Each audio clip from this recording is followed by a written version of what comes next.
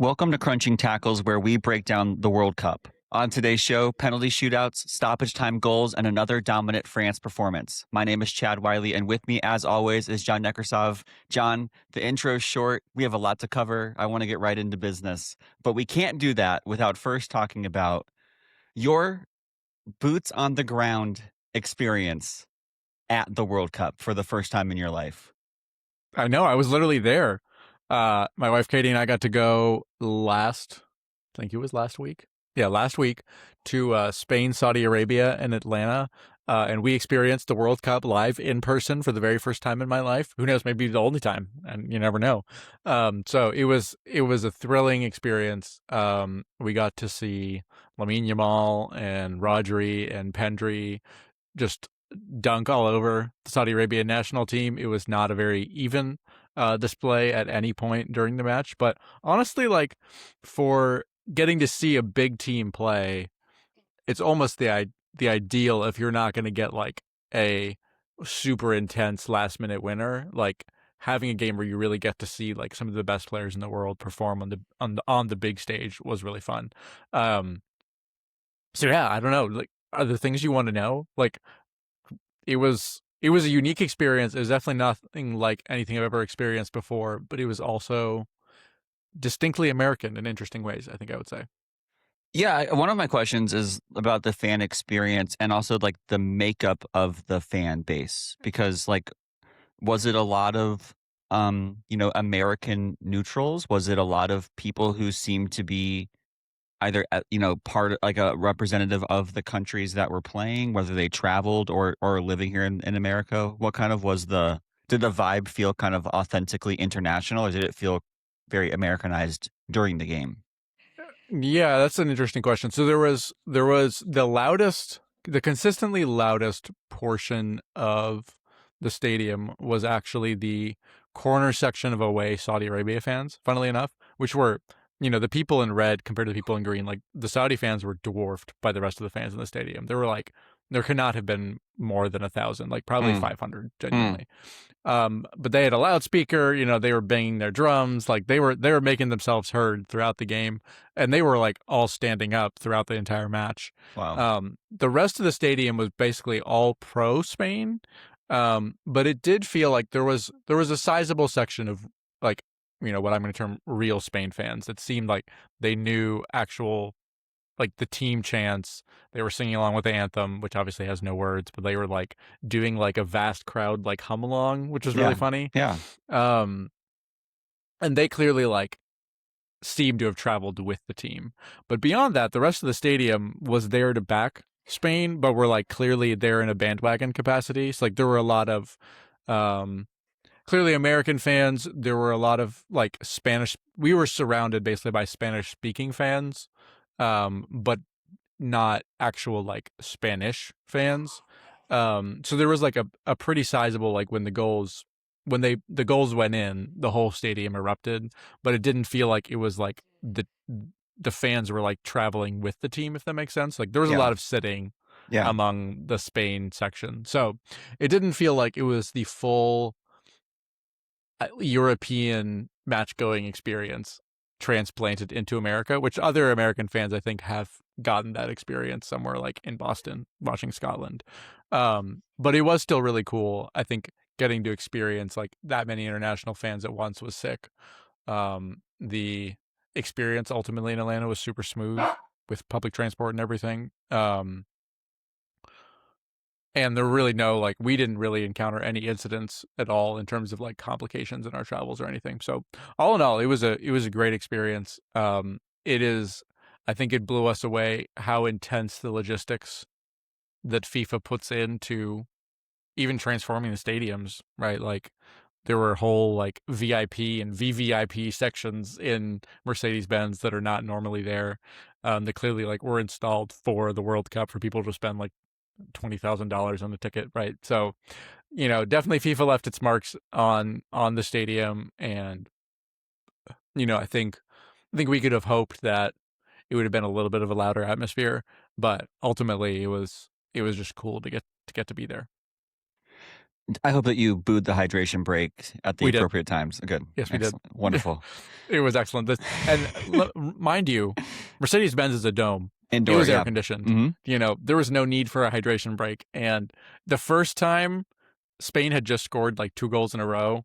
So I think the crowd was still so like hyped up that they didn't like have it in them to boo. But when we got to the second half, it was a much more obvious stoppage, and the boos were made known across the entire stadium, which is becoming more and more prevalent every single time. Yeah, yeah. And it's cool that I don't know exactly how his career trajectory is going to go, but you'll always be able to say that you saw Lamine Yamal's first World Cup goal in Right. person, which It is was so just an cool. awesome experience. Like that's Yeah. really cool. And also, I would just can we congratulate you as a podcast family?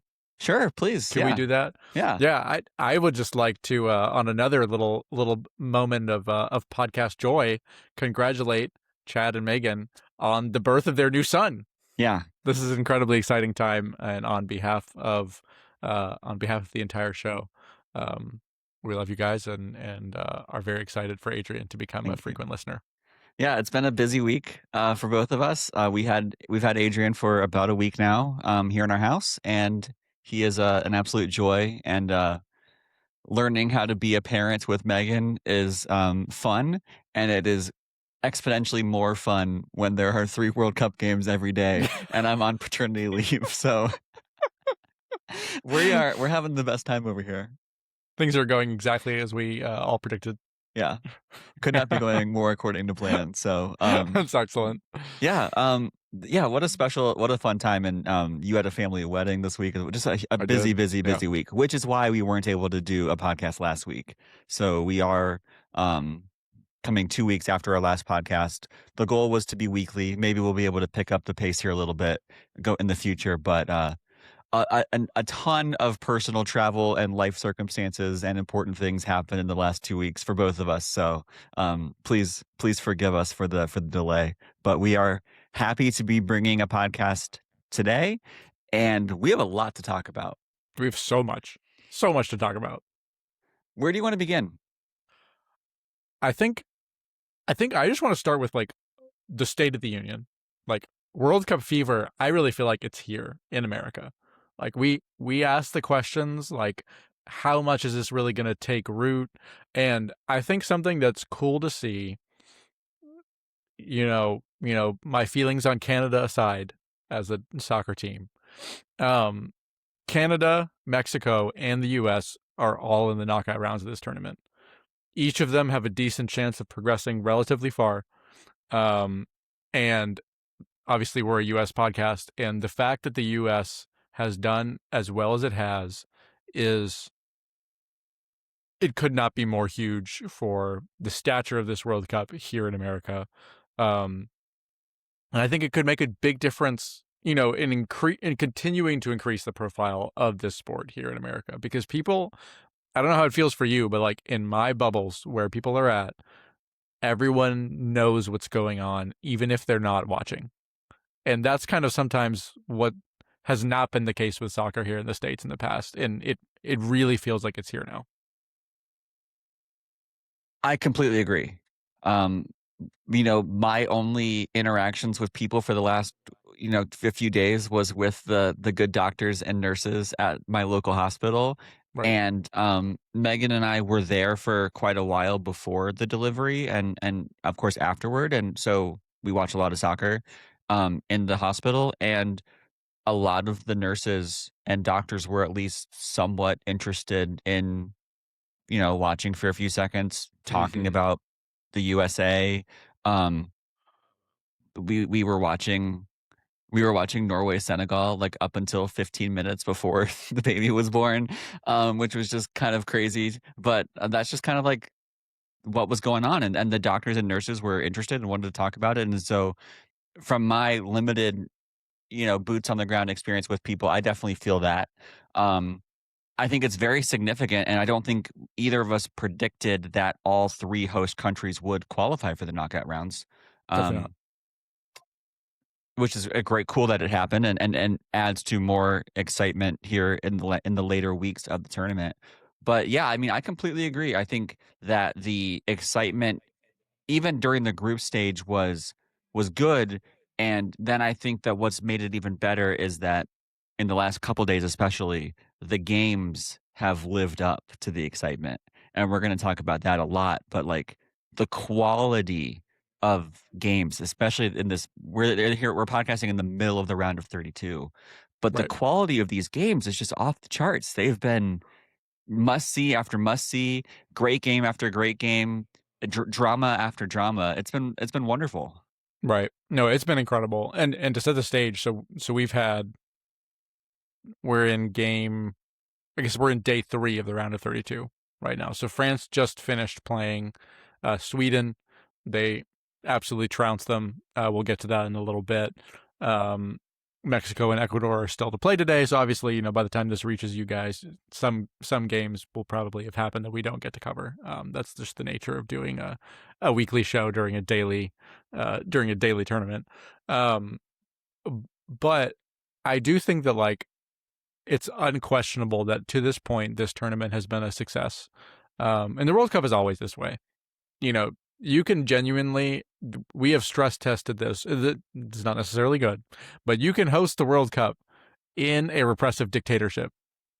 And if they are going to like open their borders up to let people in and the games are going to happen, like people are going to have a good time regardless of who is in charge of the tournament.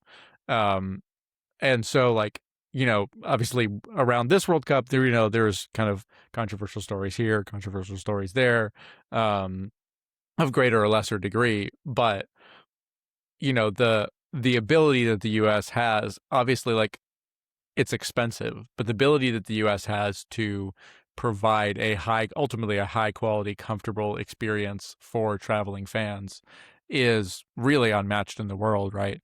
And so everything I've seen from fans in general and their experiences with their teams has been pretty positive. Um, I think teams we'll get to like, I think who we're favoring in this kind of World Cup race, but we have some stars who are really performing. We have some fun narrative teams that are like fun to kind of, you know, converge around. And then we have some shock upsets that we'll also get to that like every tournament needs all those storylines to be interesting. And this World Cup has literally all of those things. And that's what makes a memorable tournament ultimately. Yeah, 100%.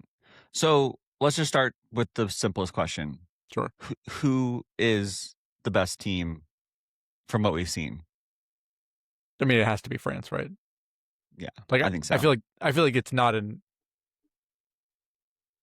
and we'll get to this. I guess this is the time to have the conversation. But I don't look at these teams across the board, like the big heavyweight teams, and see a more complete team than the French team right now. And I do think, like I said before the tournament, like I didn't pick them to win. I do think this team has vulnerabilities, but I don't think that any of the other teams that are in this tournament are good enough to find them.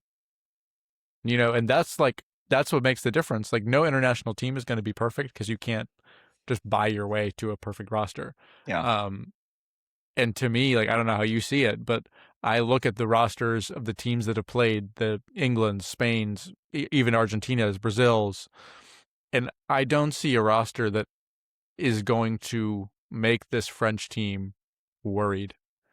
I do think the World Cup is always this way. There's going to be some battles this French team will have to go through, but I don't see teams that I think, man, this team is better than this French team.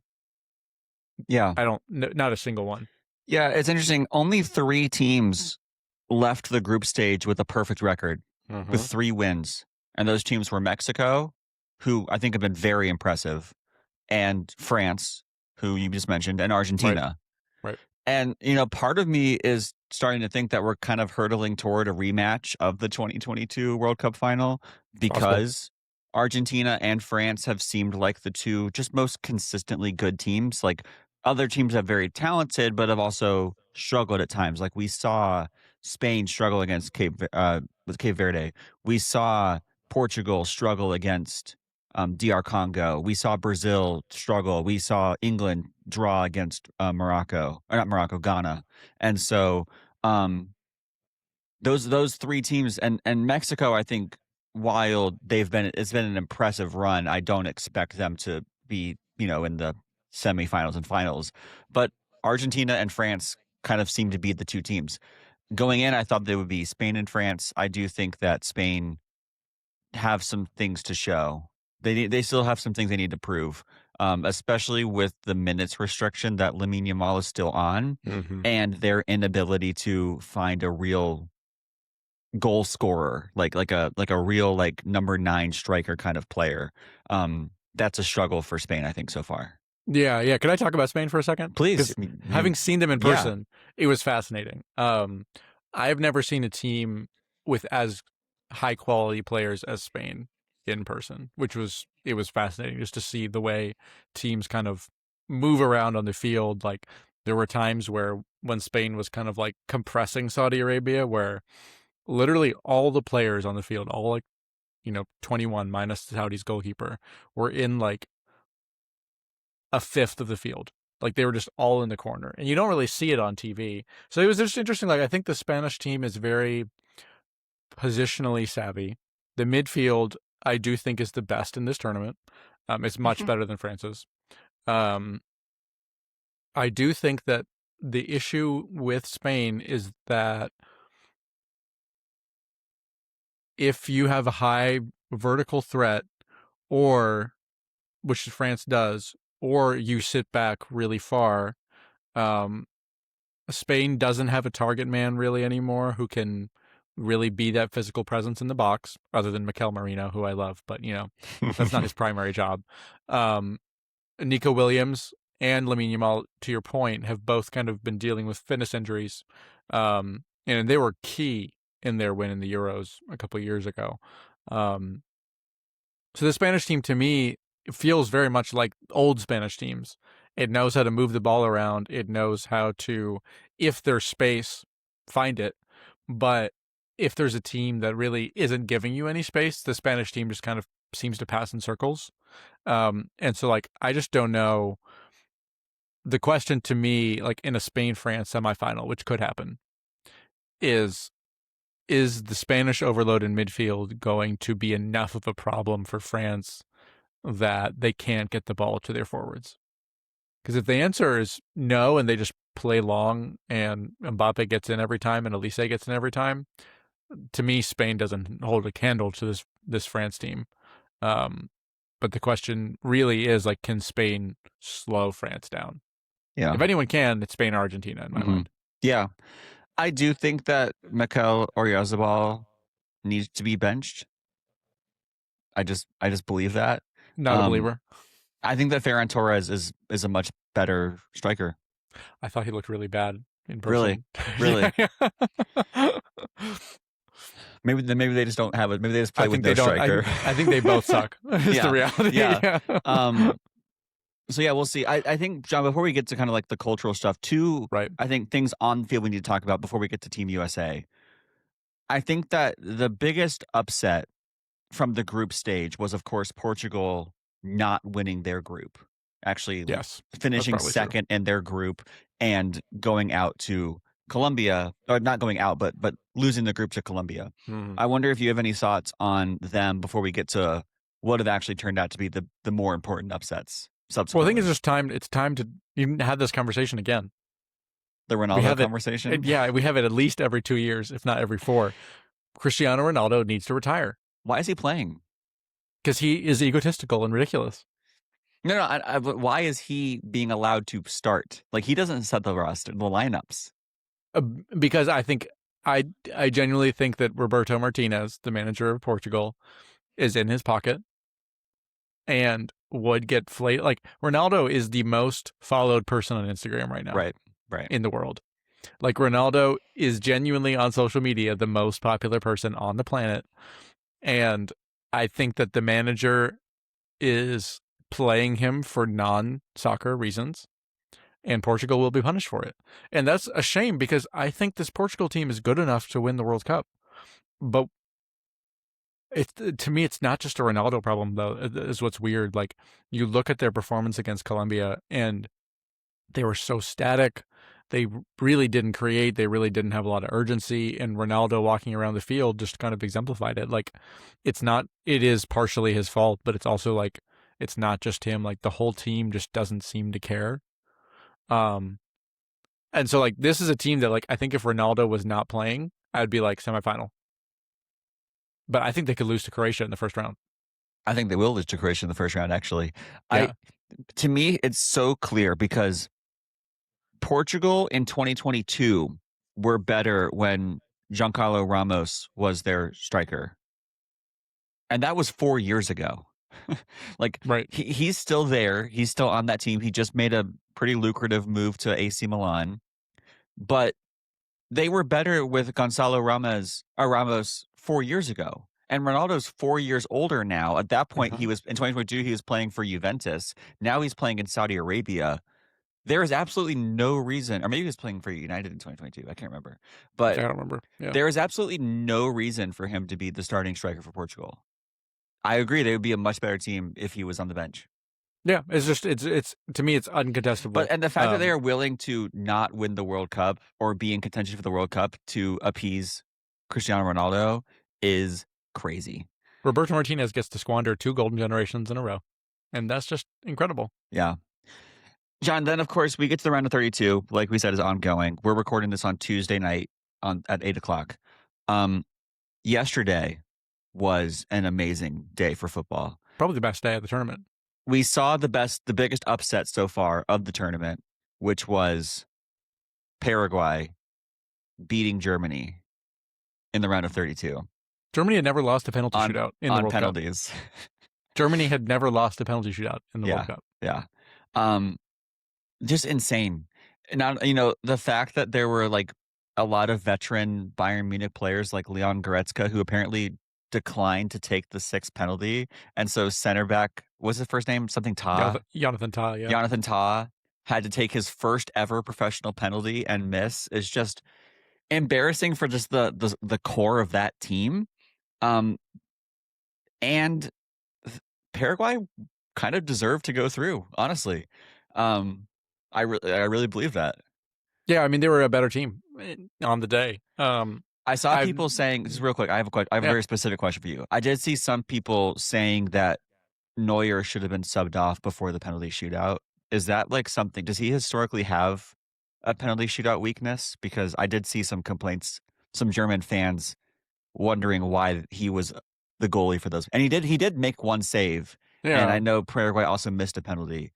But is that something, because I don't know, is that like reputationally like a weakness of his? I don't know that he's like a stunning penalty saving goalkeeper. He's no like Bono. I don't feel like it's his specialty, no. But the problem is like the fact that Neuer retired and was like, I'm not playing in this World Cup. Right. And he unretired because 36-year-old Oliver Baumann, who I forget which team he plays for, was basically the only other option.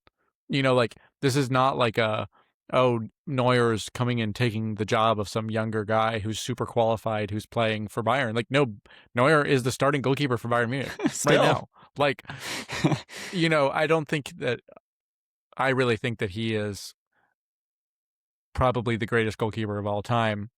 And he's had, incredible performances on his day. He's won the World Cup. Like, he's done everything in global soccer, but he's well past that prime. I don't think this was ultimately a goalkeeping problem though. Like this Germany team to me is a team that just lacks quality all across the field. Like the team that won in 2014, 12 years ago, was infinitely better than this team today genuinely in every position. Like every single player was world class or close to world class on that team. And this team is just not that. Like their stature in the global game, I like Kai Havertz, but Kai Havertz does not have the international goal scoring record that even Thomas Muller has. Like Thomas Muller is a weird player, but he was phenomenal for Germany. The midfield, Bastian Schweinsteiger was incredible. Mesut Ozil was incredible. Toni Kroos obviously was incredible. Like, that was a team that had a real, it was, you know, in some ways a very similar team to Argentina in that it worked hard.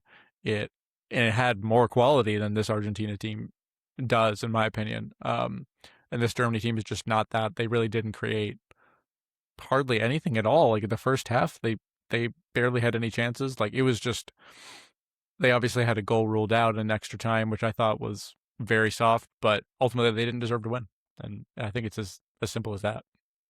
Yeah, I completely agree.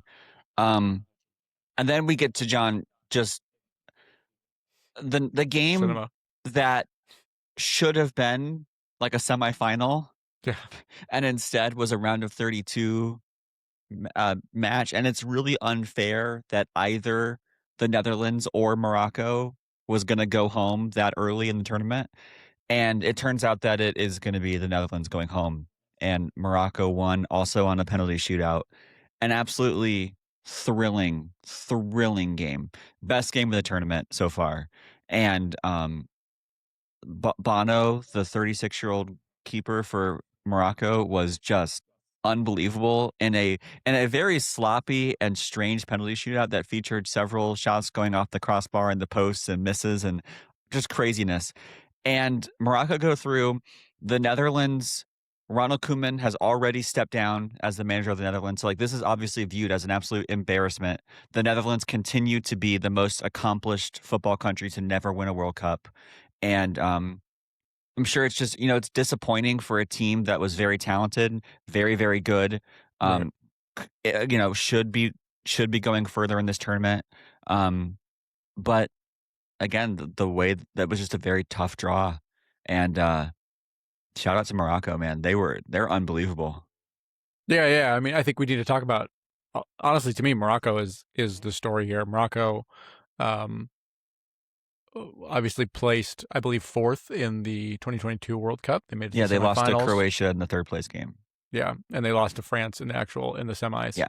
Mhm. Um, and that was a very that was a team that dug deep. They ground out 0-0s and penalty shootouts, um, and just made their way through the tournament. This team, and to your credit, you really believed in them ahead of the tournament, and I kind of was a little bit skeptical just because of what they were last time. But this team has taken a step forward.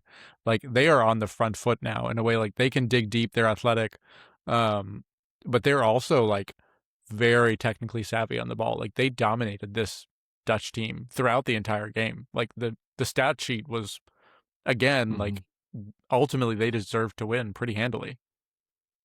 Yeah, it was interesting. In 2022, arguably Morocco's best player was their winger, Hakim Ziyech, who was a very creative player. He I had forgot played about for Ziyech. he had Yeah, played for Chelsea, and he had right. played for other clubs, and he wasn't on this. He's not on this team this year. No. And so the baton really has been passed to Hakimi as the leader of this team. And we do need to talk briefly about another situation with Achraf Hakimi, For but sure. beyond Hakimi, all these other players who have just showed up and proven that they are world class players. Like, everyone knew, like I mentioned when we previewed them, like Hakimi and Brahim Diaz are like the players that but Saibari has been amazing, and there was a guy off the bench, Yassine, who in the midfield who has been excellent, and they just have a lot of really, really technically gifted players that, like, it's kind of like if you squint and watch them, you kind of think that there are four Hakeem Ziyech's on the field all at one time. Well, an 18-year-old Ayoub Bouadi, Yeah. who plays in midfield, he's the one who's really like, I'd never heard of him before this tournament, but he is getting looks from big teams. Arsenal's looking at him, PSG is looking at him, Real Madrid, I'm pretty sure. Like, he is going to be one of the next kind of hot things in the market for big teams to Yeah. examine, because he's got, I mean, he defends well, he moves the ball well, he's technically gifted. Like, this is a team that, again, it's not a perfect team. Like, when I don't expect them to be able to beat France, Right. if they meet France. But this is a team that can take down pretty much any team short of the major contenders and can probably take down a contender similar to a Croatia of the past. They already did. Right. Yeah. They took out the And that's like, Netherlands. yeah, I mean, I didn't think the Netherlands were going to win the tournament, right? I think they Like could have.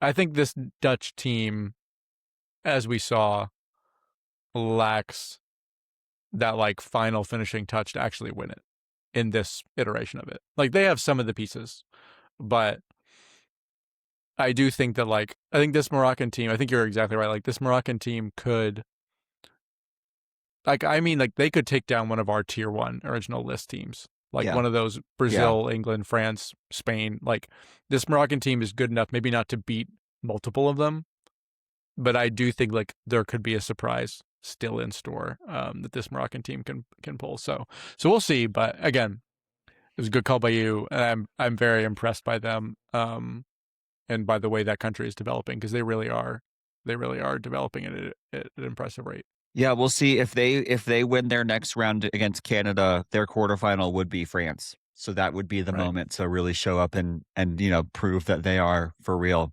right. Two quick things off the field related to this game in particular. First Mm-hmm. off, Cody Gakpo played this game against Morocco like 48 hours after he and his girlfriend lost a pregnancy, which is just unbelievably difficult. And of Yeah, course, like sympathies to him and his family at this time. He scored a really amazing goal that featured one of the greatest assists I've ever seen by Somerville, who somehow mm-hmm. flicked the ball into the middle of the box while literally having completely fallen over.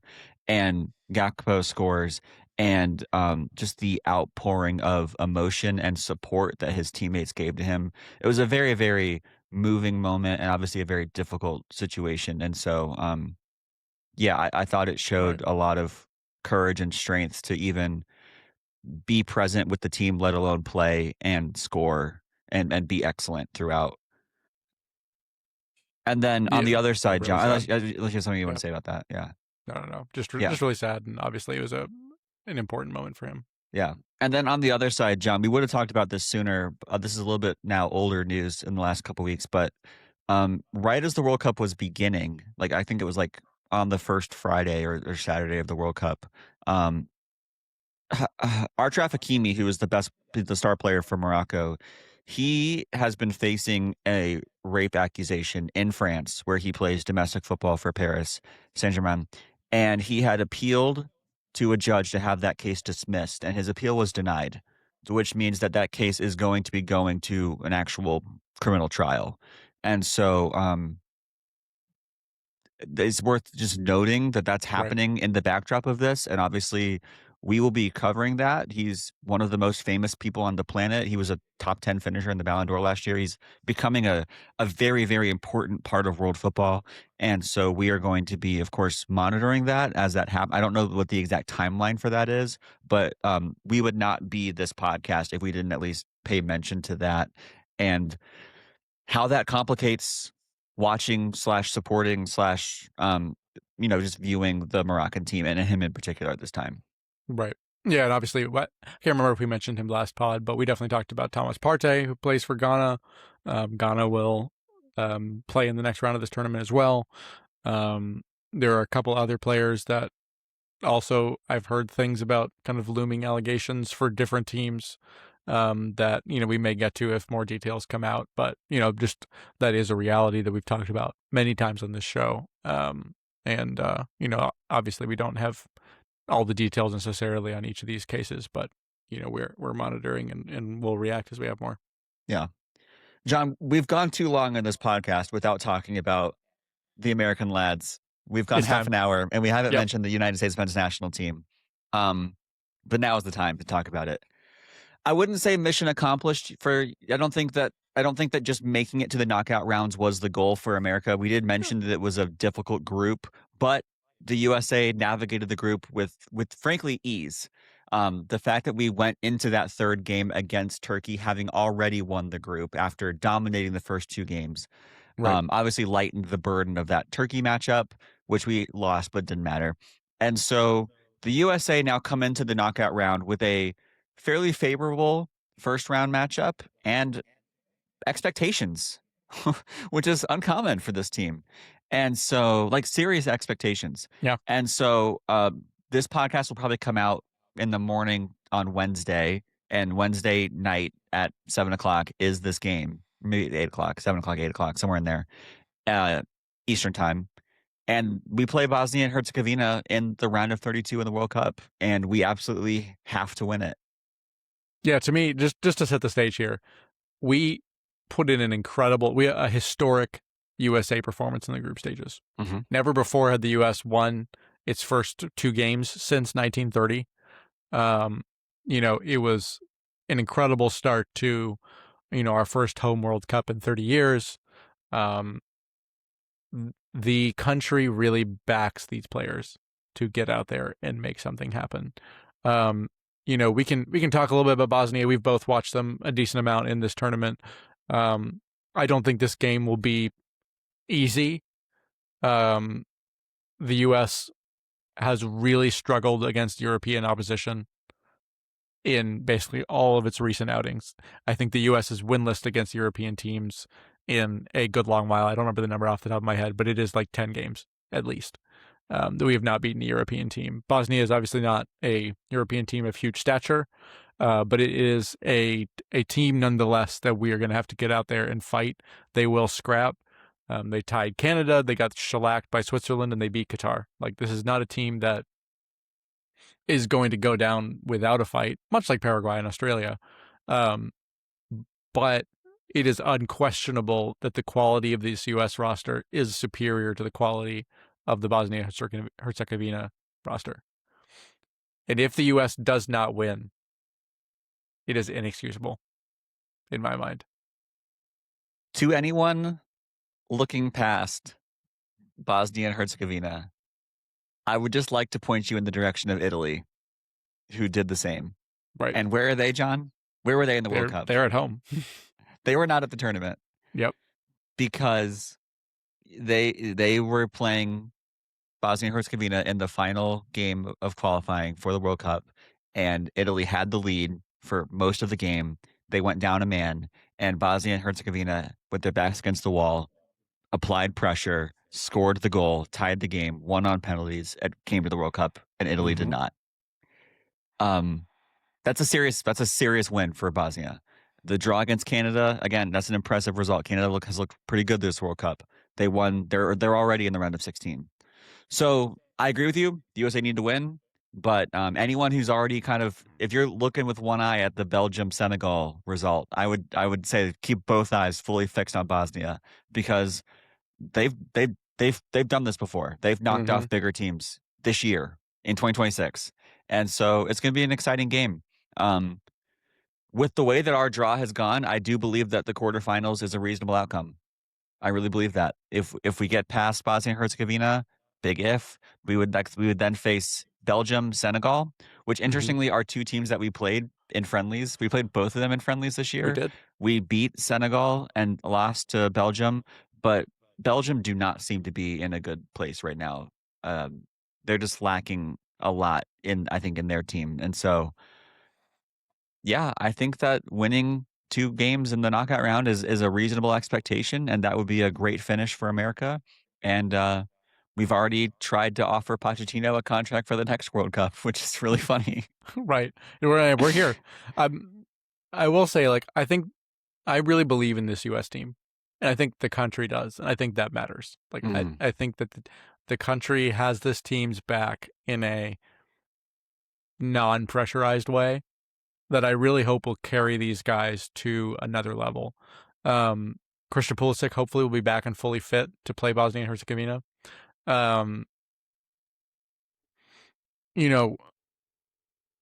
think that there are a lot of things that stand out to me about this team. Some of which we've already talked about, but I think seeing the way our B team played against Turkey, I was so impressed by the quality actually of our first team. The way that they gelled together, the way they pressed together, the way they're tactically sound.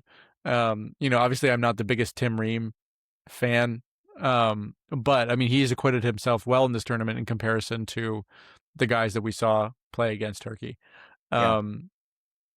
Turkey, I think, was a really valuable opponent for this team to face in a low pressure game because they want to have the ball, and this U.S. team really wants to have the ball as well.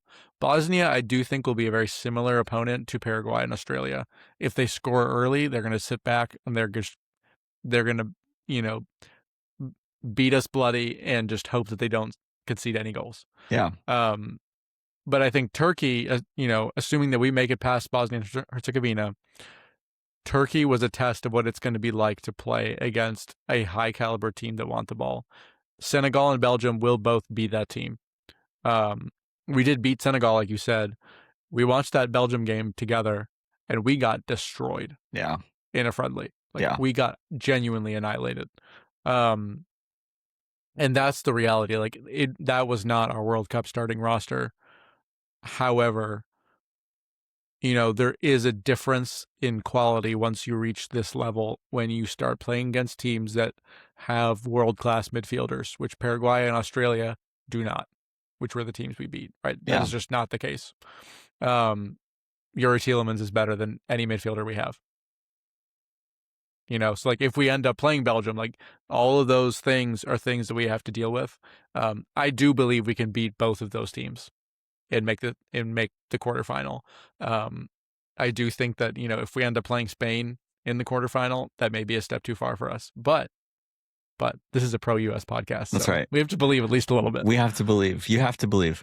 I mentioned this, but my strategy whenever you do a March Madness bracket is you pick your favorite team to go one round farther than you logically think that they will. Right. Which, by my logic for this, would be like the semifinals, which would be pretty crazy, and that would obviously be a huge moment. But my biggest confidence, I think, coming off the loss to Turkey is just knowing that only 2 players who started for Turkey will start in this, or who started against Turkey will start in this game against Bosnia. Right. That was a real rest game. And so the lineup is going to be very, very different. And like you mentioned, it does show the quality between when we're our best lineup and our backup lineup. Is now a good time to briefly mention the United States Supreme Court, or should I wait on that? Isn't every time a good time to mention the United States Supreme Court? Yeah, I guess it is just interesting that as we set the scene for Wednesday's, just observing. Yeah, as we set the scene for Wednesday's game, it is just interesting to note that in the backdrop of the United States round of 32 game against Bosnia and Herzegovina will happen one day after a Supreme Court ruling on the subject of birthright citizenship. And as I believe I mentioned on the last podcast, the USMNT's best player so far, Florian Balogun, is a birthright citizen. And the justices who dissented from the opinion did not want Florian Balogun to be eligible to play for the United States. And that's just interesting. And he, I'm not, I think if Florian Balogun was as good as Marcus Rashford, would he be playing for England instead of America? Most likely, yes. So, I'm not going to pretend that Florian Balogun is the exact American dream that we're talking about here. But it is just interesting as I read the majority opinion and the dissent about birthright citizenship and some of the examples they mentioned, and especially Justice Gorsuch's dissent where he talked specifically about temporary visitors who don't view America as their home. That is the exact Florian Balogun situation. He is literally the textbook definition of a birthright citizen. And I'm just going to go out on a limb here, John. I don't know if you're with me, and just say that I'm very, very glad that Florian Balogun is playing for America. Oh, I am too, believe me. Yeah. We would not. I'm going to take that bold stance. I am quite confident that if Ricardo Pepi was starting for this team, we would not be in the position with as much confidence as we are right now. So I just want to know, if the ruling had gone the other way, would Florian Balogun have been removed from the team mid-tournament? Because that would have been. They're not going to revoke birthright citizenship. No, I guess not. And none of that matters because the decision went the right way, regardless. Right. But that's just an interesting piece of context for this game. So, well, do we want to talk about on a serious, not that it's not a serious note, but on a more esoteric note, I guess. Um, we did want to talk about the nature of the global game at this point in world soccer, and the way that the world globalizing is really changing the makeup, kind of in terms of dual nationalities and things like that, of a lot of teams at this World Cup, and it's pretty remarkable. We were both kind of reading as we were watching France ahead of podcasting, and French newspaper Le Monde found that of the 1,248 World Cup players, according to Opta, that you know are playing in the World Cup this tournament, which first of all is a lot of players. 99 of those, so 8%, were born in France.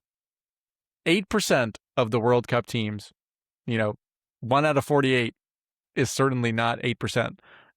So there are a lot of players around these rosters that were all born in France. 23 of them obviously play for France, but the rest, are scattered throughout Africa. There's one that plays for Spain, some that play for Haiti. The Dutch team also has or the Netherlands, like Netherlands-born players, also has a pretty sizable representation. I think it was around 60.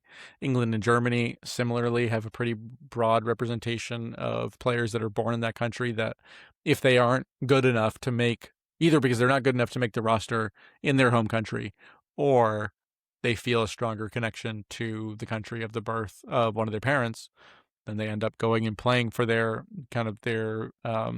ethnic home country. So there are a lot of players for teams like Morocco, Senegal, who grew up in France, who are birthed out of this French soccer system. And as we see, the French soccer system is creating a lot of talent. So that's just been interesting to me. When we look at the makeup of the round of 32, there are 10 African teams qualified for the World Cup. 9 of them made it to the next round. And a lot of those teams, are really relying on players that are coming out of the European system and then going back to either the country of their parents or their home country originally.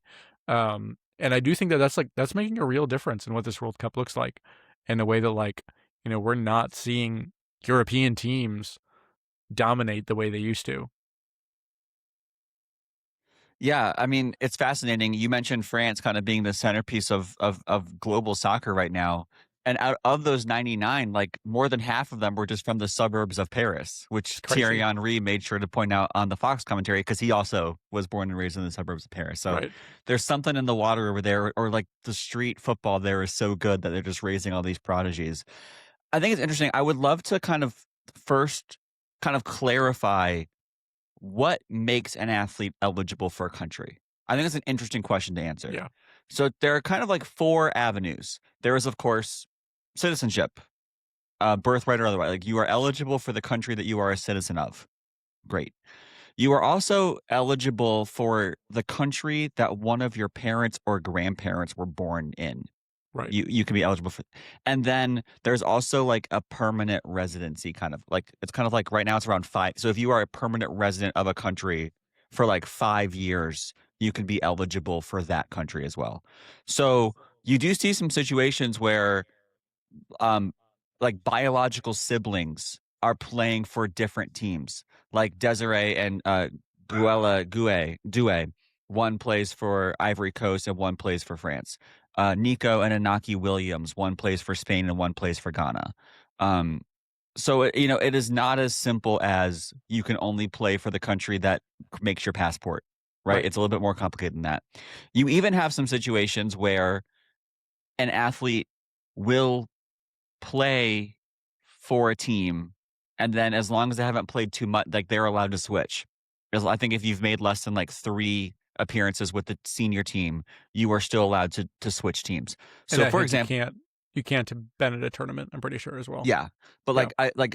like Declan Rice had played for Ireland at some point, and I believe that Inaki Williams had played for Spain at a certain point, or at least was in the Spain program before he switched to Ghana, and before Declan Rice, of course, switched to England, and now he's England's probably best player. Um, all that to say, it's complicated. Right. And I think that there are two kind of interesting motivations for this. Um, Someone like Guela Due seemed to just kind of have an attachment to the Ivory Coast nation and his culture, and that's where he wanted to be, even though his brother Desiree chose a different option. So some people just kind of authentically, they just feel like this is where they want to be. Achraf Hakimi, who I believe was born in Spain and grew up in Spain, he was a Moroccan player from the very beginning. That's just kind of what he wanted to do. But then you have this other group of players who are playing at a young age for a very, very high quality country. They are in the youth system. Maybe they even train with the senior team. And then they realize that they are probably not good enough to compete seriously with the rosters of that country. And so they then look for another country that will take them. That seems to be kind of what happened with Inaki Williams. Not to like get into his head too much, but like it seems like he had tried to play for Spain, and then when he realized just how stacked that roster was, he found Ghana to be a bit easier for him. The same is also true for Issa Diop, who was a French player and had played in the French system, but kind of realized that he was not going to be an option for France, and so he is now playing for Morocco. He scored the goal that I believe tied the game Mm-hmm. and sent that game to penalties. So I mean, it's kind of weird to be like to kind of view players kind of scouting for a country that will take them. Like it's not, Right. it's not like it's supposed to be your nation, right? You're supposed to have, it's not supposed to be something where you're going to the highest bidder or something not like that, or when one team won't take you, who another team will.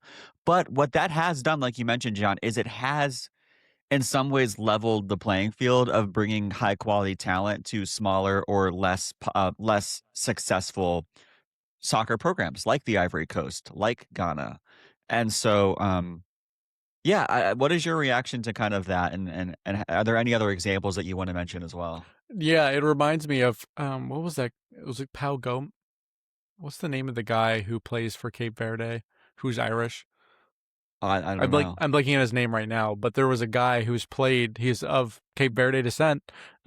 He's played basically his entire soccer career in Ireland. He got recruited on LinkedIn to play for the Cape Verde national team, due to his descent, and is now playing for them, Yeah, and Pico Lopez. Pico Lopez, yeah, Yeah. yeah, and is doing a great job down there. Cape Verde is going to play Lionel Messi and co. in Argentina in the first round. Like, it is hard to believe that you can even find the opportunity as a nation so small to reach that stage, and yet they've done exactly that. So I think it's cool. Like, when I think about myself, if I was a pro soccer player, I'd be able to represent at least two countries, if not three. Like, I could represent the U.S., Israel, and through grandparents, I could probably represent Russia as well. Not that they're represented on the international stage right now, but that's by the by. That Um, would be an interesting personal choice for you at yeah, some that point. would be an interesting choice. Playing in all the non FIFA friendlies that they play Right. against Yeah. random teams. Anyway, Yeah. um, but like that is like a personal choice that I resonate with. Like, if I was a professional soccer player, I would have to make the choice. I would have to weigh those options. I'm a dual citizen, so I definitely feel like would be perfectly within my rights to make that decision. I do think that there is like the scouting portion of things, especially when you're like are not a citizen of that country. To me, it's like I think it still means a lot, but it definitely like it's not exactly the same restrictions, right? It brings up the same debate. I think that like it's at least somewhat similar in can you have foreign managers coach your team or not? Like, should that be a rule? Ultimately, I think like debating it is not a big, like, it's ultimately a non-event. But I do think that it's just a reflection of how global the game of soccer is getting. That as as people move, and migrate all over the world, everyone becomes more likely to have a grandparent from a country somewhere else, right? And then that just makes the likelihood of you, if you are not Kylian Mbappe, all of a sudden, you're asking yourself like, okay, I want to play for a country that I'm connected to. Maybe it's not the country I'm most connected to, but I have an opportunity to play for them. So I think that's a funny element, but from a soccer perspective, I do think like to me, one of the storylines of this tournament is the development of African soccer in a big way. Like we have never seen this before. And I do think that like this specific factor is playing a huge role in that.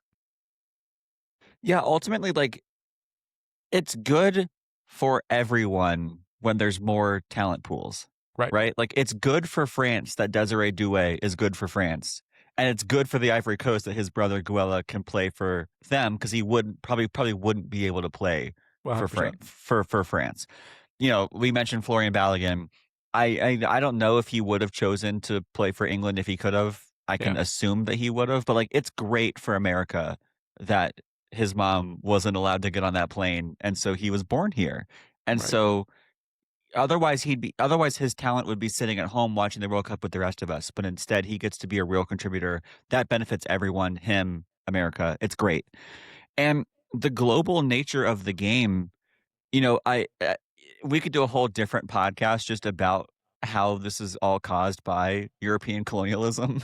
And I Right. don't really want to do that podcast of like why all these African nations are like why all these people who are living in these European countries are eligible for these African nations. It would be a fascinating history to kind of Yeah. I dive mean, into deeper. that's the reason why. Yeah. Yeah. But the reality is we're seeing more parity. We're seeing many more different types of teams represented at this World Cup. And we're seeing these fascinating collections of players too. Like this, like, wait, do we mention the fact that Morocco fielded a team with 0 players born in Morocco for their first game? Oh no, we didn't talk about that. I didn't even know that. That's a That's fun yeah, fact right they're there. the Yeah. first game of Morocco's World Cup. Their starting 11, 0 of their players were actually born in Morocco, which is Right. again crazy. Like they were born in France, some are born in Spain, some are born in the Netherlands, but this group can come together, represent their country with pride, do well, and still, have a national identity and a national character. And I think it's really cool. And I think it's good for the competition. I think it's good for the game, and I think it's fun to kind of get to just also know and learn these players' stories and some of the journeys that they have been on in their careers and how they end up where they are.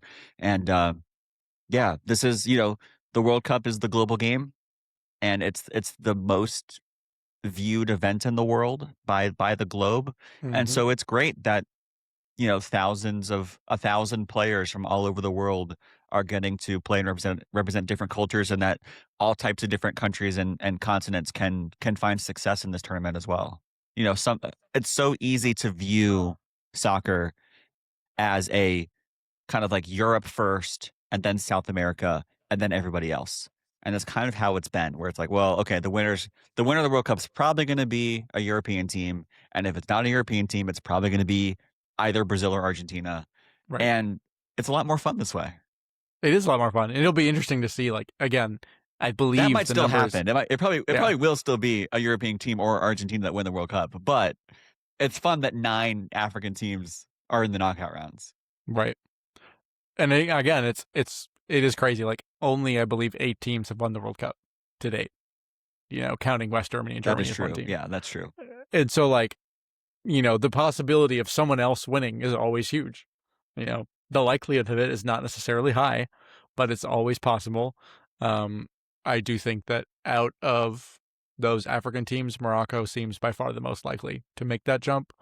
Yeah. And again, it's interesting. Like when you look at the kind of teams that are sort of making a splash on this stage for the first time, you know, a lot of them, like a big majority of them, have ties to the French system, which I think just again goes back to show what an outsized effect the quality of the French talent pool is having on international soccer at large. Yeah, France is not only is their national team the best team, but they are like the capital of global football right now, which is interesting. I don't think it's always been that way. No, it It definitely definitely hasn't. doesn't seem that way, or like historically. So that's fun. John, should we mention our favorite part of the World Cup, which is the referees? Yeah, I think we have to, Okay. because we didn't talk about this last time, and I don't even know. Well, I can't make heads or tails of it. as an Arsenal fan, Yep, you have a lot of experience complaining about refereeing. that's true. I do. So why don't I'm you a just go professional. ahead? So why don't you go ahead and lead us off on this? I think as this tournament started, I think we both shared, I would say, a confusion that was shared with the players.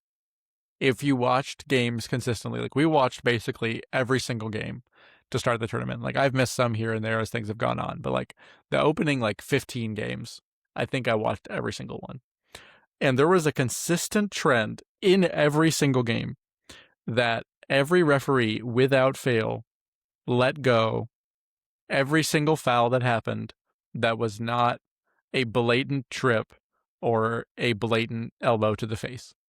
Like the vast majority of the time, any 50-50 challenge was not a foul.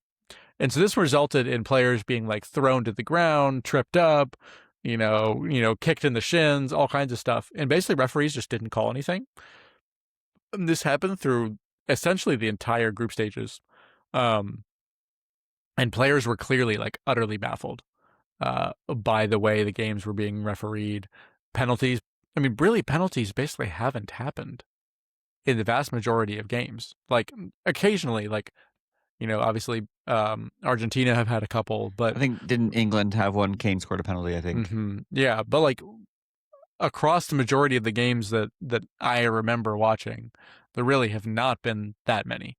And there have been a lot of games that have been played. So to me, it was pretty clear that there was a directive that FIFA gave kind of under the table that games should, just be let flow a lot more and be more physical. The weird thing is that no one ever addressed it. And now things are basically right back to the way things were normally. Now that we're in the playoffs, like everything seems like, occasionally questionable calls, as all, refereeing is to the mind of the biased fan. But it feels like there's been a vibe shift again. I don't know how you felt as you've kind of watched this tournament, but I've found it very confusing understanding what is a foul and what's not. Just basic fouls. Part of my confusion is the fact that the opening game of the World Cup had 3 red cards. Yeah. And so it was like they were calling fouls. And then it was almost like after the 3 red card game between Mexico and South Africa, they were just like, there was like a memorandum that went out to all the referees to just stop calling fouls for a while. Yeah. And then of course there was another multi-red card game with Canada. Was that Canada and Qatar? And That Qatar, was, yeah. What do I think about it? I mean, I think that it is confusing to the players who play in the top 5 European leagues to see a tournament be officiated so differently than what they are used to. Right. And I think that as the tournament has gone on, you have seen players kind of try to get away with more dangerous tackles and challenges that now they are learning the lesson that the referees are teaching, which is that, hey, we're not going to blow the whistle unless we're, convinced that it's like severe damage. And so you see these players kind of diving in, getting a lot of ankle, not getting a lot of ball, and getting away with it and being incentivized to keep doing that. And so honestly, I think we've been fortunate to not see more injuries at this point in the World Cup, just based on the way that it's being refereed. I think the biggest controversies were the potential Messi red card before he scored a hat trick. He raked down the back of a player's calf and did not get a card at all. Did not get a yellow card or a red card. That was instantly, it was like, oh, the Messi treatment. He's getting extra, which is probably true. And then the other really just interesting tidbit was we saw the first hand over mouth red card awarded against Miguel Almiron. Which that referee, the star of the World Cup so far, unquestionably. Again, that like the first time that had ever been given as a red card before, and I believe all of world football. So a historic moment. Yeah, I really don't know what to make of it. It has been very, very strange to watch. And I think that in some ways it's kind of nice to see, because I think in the Premier League you kind of come to expect that any time a player falls over, the whistle's going to get blown. Right. And it's kind of nice to to not see that happen every single time. But the flip side of that again is that players are going to be emboldened to make more dangerous and difficult challenges that are and tackles that could cause injuries. And I think that the referees need to keep that in mind as well. Ultimately, I think all of this was just a anti-Arsenal. We're trying to get football back from Arsenal, and we're trying to restore that free-flowing kind of play that everyone wants and that Arsenal has taken away from us. And so, I think it is a mass conspiracy that is designed to prevent Arsenal from repeating next year by changing the entire tactical landscape of world football.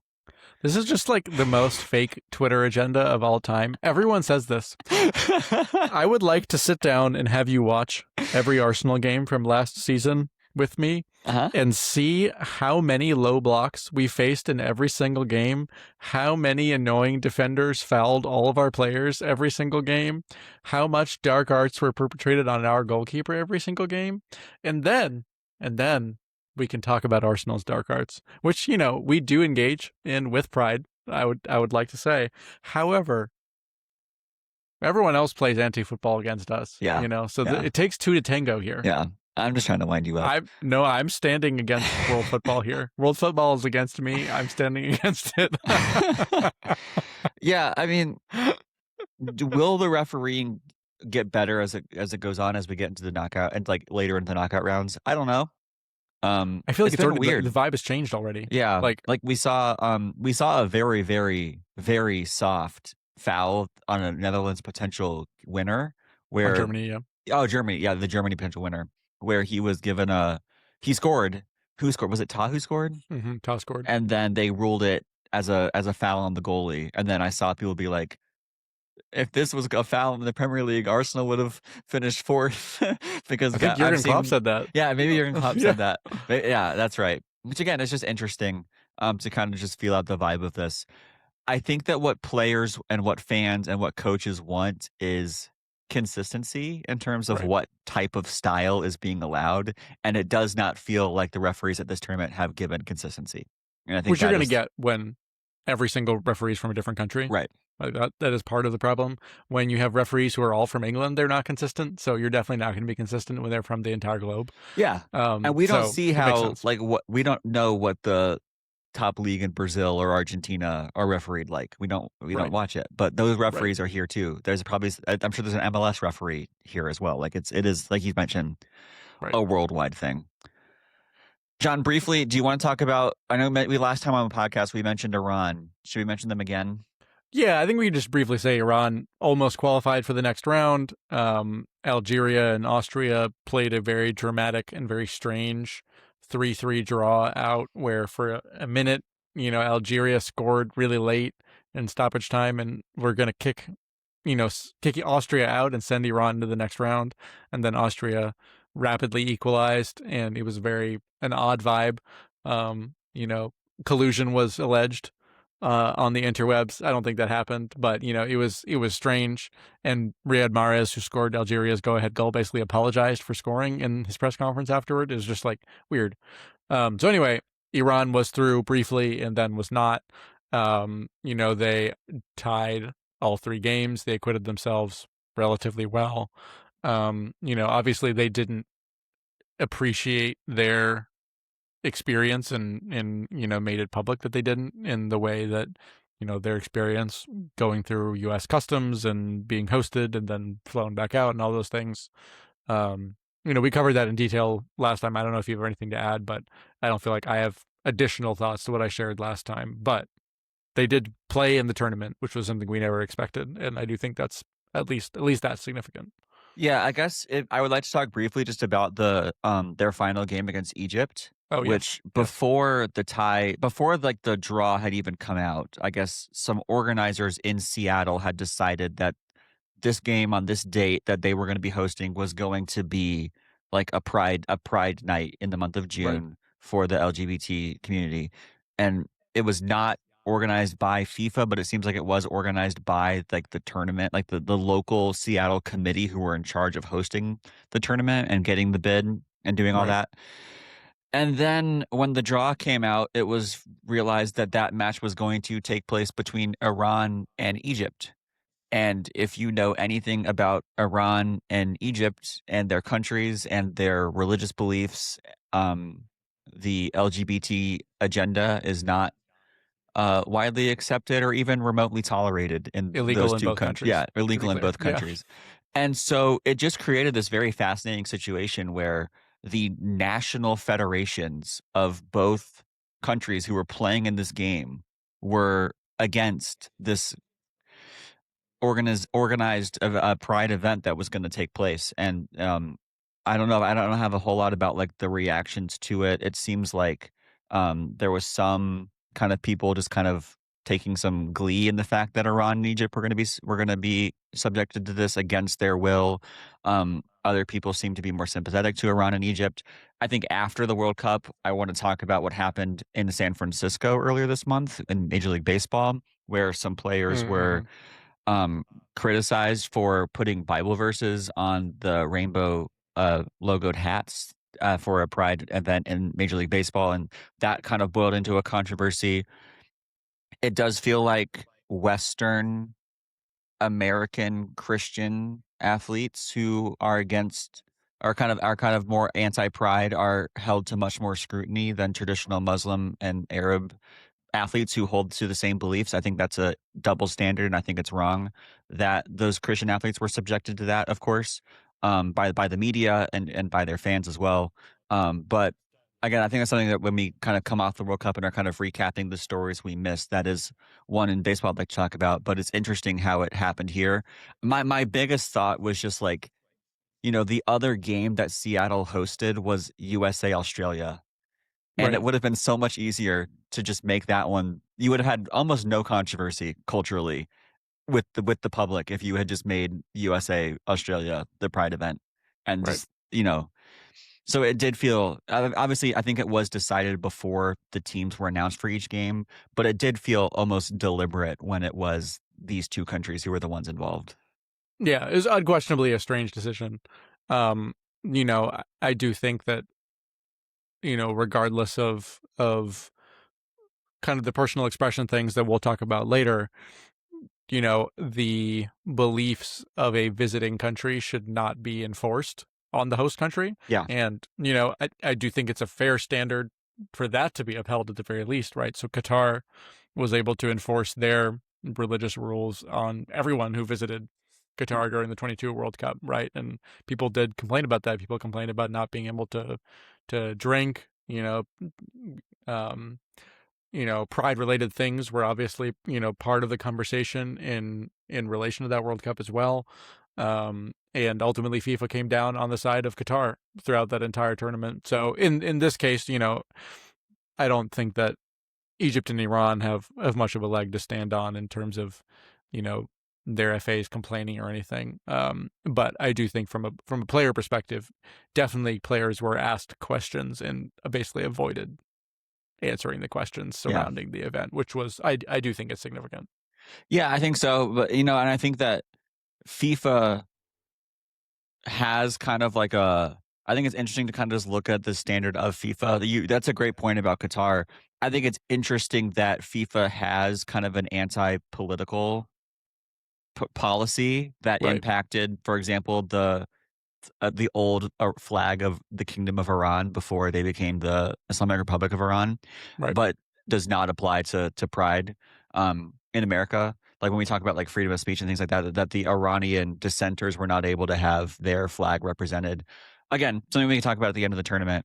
I do just think it was a perhaps unnecessary awkward situation that, yeah, 100%. yeah, Yeah. yeah. So, yeah, Just a strange choice. yeah. Anything else, John? No, I mean, I think to me this tournament has been a huge success. The teams that, we did expand the World Cup by 16 teams. Those teams have brought a lot. Like there have Hmm. been some real surprises. Um, hydration breaks suck. Get them out of my game. Um, and I also feel like it's just, we talk about expanding this to like 64 teams. I do think that like we run the risk of oversaturating. Hmm. I don't know how you felt. I've obviously enjoyed every minute of the World Cup, but it does feel like it is like the group stage did drag on for me toward the end, as the most avid of soccer fans, where I was like, okay, like we really know what's going on here. Like we're not, I'm not getting a whole lot of competitive jeopardy out of how many groups there are and how long it takes. And now we're into the good stuff and playoffs are here and we're going to rock and it's going to be awesome. And I've had a great time, obviously, but I don't know. I don't know Yeah, if you felt that at all, like just on like the edges of yourself, but no, that's it is a interesting. lot. One of the things I've been telling myself and also telling Megan is that like 2 years from now, when I'm missing the World Cup, I'm gonna be glad that I like watched all of this now. Like it's gonna be like, because you have to appreciate it while it's here, because then you have a big gap without it for the next Right. 3 years. I think that I don't mind like the total length of the group stage was long and there were a lot of games. I enjoyed watching all the games. I think Of course. Me too. what kind of I think did more damage was that there was a week-long gap between every team playing. That kind of Right. what that does is it kind of messes up the media momentum of a team. So it's like America did amazing, and instead of like they're playing in 4 days, it's like they're playing in 7 days to come back again. Mm-hmm. You really like it, especially in our cultural attention span, especially early on in the tournament when there was like a bunch of other sporting events going on as well, whether it's the NBA finals or the Stanley Cup.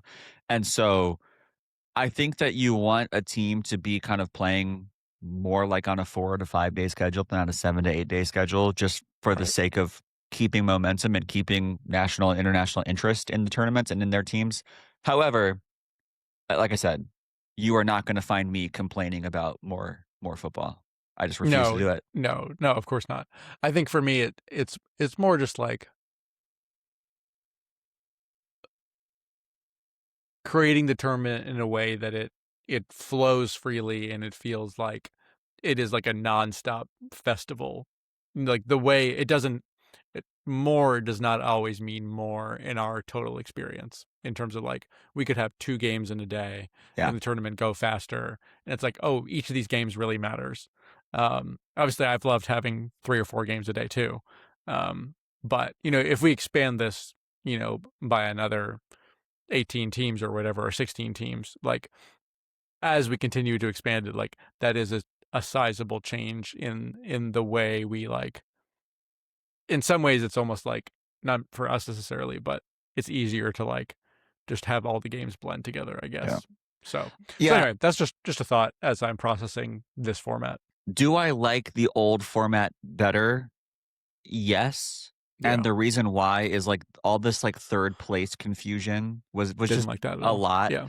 And and I also like I think that a playoff with like the knockout round is essentially a playoff. And I think that the playoff should not have more than half of the teams. It makes Right. it feel like playoffs are supposed to be exclusive. And so I've even complained about that in like the NBA, where it's like 12 of the 16 teams in the conference qualify for the playoffs. It's like, Yep. what is the regular season even for? Like the group stage needs to matter.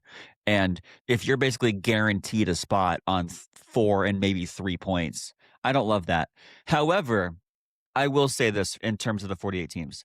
I don't think there was a single nation that I felt like, oh, you don't belong here. Like you've been That run I out of agree. the building. I agree. There were several teams that finished with 0 points, including like Haiti and Tunisia and Iraq. There were a few others, but there was not a team that I felt that was completely like blown off the pitch all 3 games. In fact, the one that I was most worried about was South Africa after their first game, and they ended up qualifying for the knockout round, which was Right. cool. I was after that first game, I was like, this might be the worst team I've ever seen, but they did a great job of rebounding, and that's the beauty of the group stage as well. So I wouldn't go above 48. If I was president of FIFA, I would go back to what was it? Was it 32 before? Hmm. I would go back to 32 if I was Gianni Infantino. But I think that this has not just been tolerable. I think it has been fun. It's been The way, excellent. yeah, yeah, Yeah. The World Cup is well and truly here, and I do think we'll be able to return hopefully to a weekly cadence. We'll be back in your feeds and rocking and rolling. I don't know. I'm just, the playoffs are like here, like yeah. the business end of the tournament is getting here, and each of these games really matters. And it's going to be fun to see if we get any more surprises along the way. What are you most excited about? Let me pull up the fixture list in once the next, again. yeah, just in the next week. Well, the U.S. Yeah. I'm thrilled for the U.S. playing. I do think that Belgium Senegal will be a good game. Mm-hmm. I expect Portugal Croatia to also be a good game. Those are my three. Yeah. The Wiley household is most excited for Croatia and Portugal. Yeah. Megan is a big Croatia fan. And while my love for Bruno Fernandes has no ends, um, it's not as I don't feel it in the same way when he's wearing a Portugal jersey. And so, yeah, I mean, I think that Croatia can win this game. I really do. I think Portugal's going to go out, and I think that it's all Mr. Seven's fault. Battle of 40-year-olds as Luka Modric takes Yeah. on Cristiano Ronaldo, and I believe in Luka Modric way more. Can I So, talk about one more thing? I'm sorry. This is something I was thinking about today. yes. Has there ever been a tournament in any sport where two players are chasing the all-time goal scoring record against each other at the same time? Like this is what's going on with Messi and Mbappe, Oh no, actually, where no. Messi earlier this year, this during this World Cup broke the all-time goals record for the World Cup and is simultaneously being chased down by Mbappe, who's like one goal behind him, who's played in half the amounts of World Cups as Messi, is just fascinating. Mbappe, John, today became the number one World Cup goal scorer in knockout Yep. games. And Messi, of course, is ahead of him by one overall.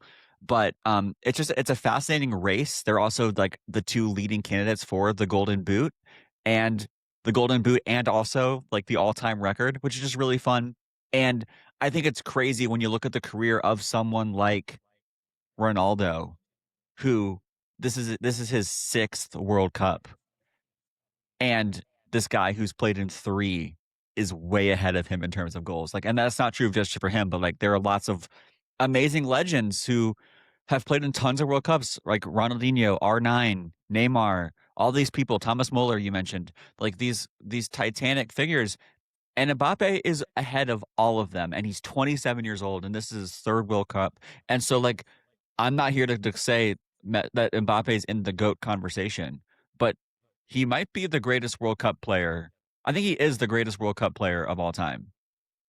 He has scored a goal per game in the World Cup. I think Pele won 3 World Cups, so he's still got some work to do. Not as many goals. It doesn't matter. I'm going to fact check that right now. No, but you're right. You are right about that. Yes, Pele has won 3 World Cups. Yeah. So Mbappe's got some work to do. I mean, but if he can make it there, then if yes. your only metric is counting World Cups, then yes, right now it's Pele. But Mbappe has won a World Cup and he's been in the final. He is scoring a goal in every single World Cup game, and it's amazing. Like the rivalry between him and Messi, and it's weird to even call it a rivalry given the age gap between them. But Right. It is cool that they're chasing each other. Haaland is scoring at a great rate. Kane is scoring at a great rate. You have a lot of these great players who are really performing at a high level, and that makes it a lot more fun. I think it's unquestionable that Mbappe will finish his career as the World Cup highest goal scorer of all time. By like a lot. Yeah. Which shout out to my guy Miroslav Klose, who held on to it for a little bit and actually broke the record while being like something that most, definitely most casual fans have absolutely never heard of in their lives. I feel like that's a cool accomplishment. But unfortunately, he's been surpassed this year. So. Yeah. And Ronaldo, Cristiano, the only player to score in 6 World Cups. There are several players who have played in 6 World Cups. Like 1 goal in each World Cup. Yeah. I mean, it seems like it, right? Like it's crazy that he's played in 6 and has many less goals than Mbappe. He's basically done nothing. Yeah, that's it. I just think that's interesting. We're just observing. Think it's interesting. We're just observing. We're just here talking about statistics that are true. Yep. I want to say that I love the World Cup, and it's the best show on earth. Yeah, I love everything about it. I loved Memo Ochoa making a cameo appearance for Mexico. I loved I love the whole thing. Every time I go on Twitter, I see beautiful images and videos of people celebrating and being happy and consoling each other, and it's just it's a special time, and we're about to log off this and go watch yet more World Cup. Yep. That's just how it should be. That's how it is. Thank you to everyone who's reaching out to me with all your thoughts. I've been having a great time talking to all of you, and we're excited to keep doing this show. And we'll get to watch the World Cup final in person together, which is a great moment for the pod as well. Yeah, in just about 2.5 weeks. That's going to be wonderful. I hope that we can podcast again next week, John, and hopefully react to one or two more USA wins because we need it. Yep, And we do. I hope that everyone enjoys tomorrow night, or maybe you're listening on Wednesday and it is tonight. And of course, I believe that this will probably break the US viewership for soccer of all time. And I think that's going to be 100%. really, I think it's going to be just a big event.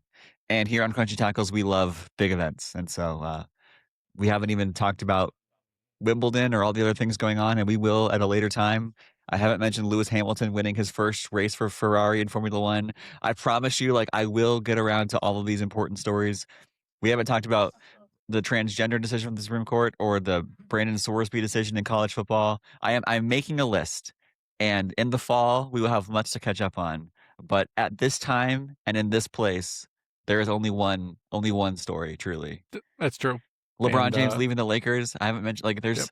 I'm making a list. Don't My don't thing is worry. like right now, like I will care about those things at some point, but at this point, like I genuinely like emotionally, I don't care about any of them. I'm making a Like I'm list. uninterested. Yeah. Yeah. The things we missed during the World Cup episode is going to be That's gonna be a long 4 hours episode. long. Yeah. Buckle in, guys. Our longest episode ever. But for now, we'll be back next week with another episode about the World Cup. And until then, we hope that you all continue to be well and be safe, and we'll talk to you later. All right. Cheers, guys.